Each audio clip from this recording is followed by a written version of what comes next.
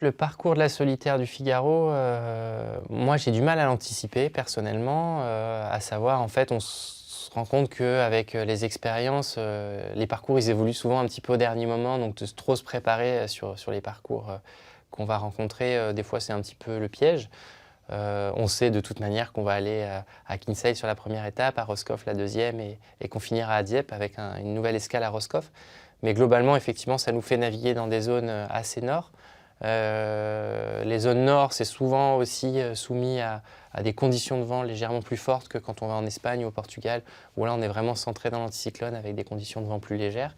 Donc globalement, c'est plutôt bien. À partir du moment où on avance avec le vent, on est content d'en avoir.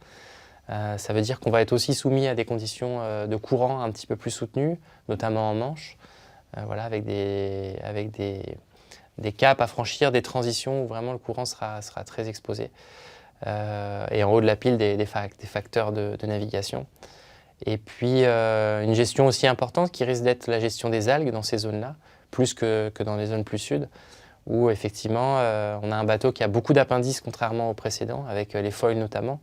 Et il va falloir gérer ça au mieux pour continuer à garder un niveau de performance le plus important possible. Donc voilà, ça fait beaucoup de choses.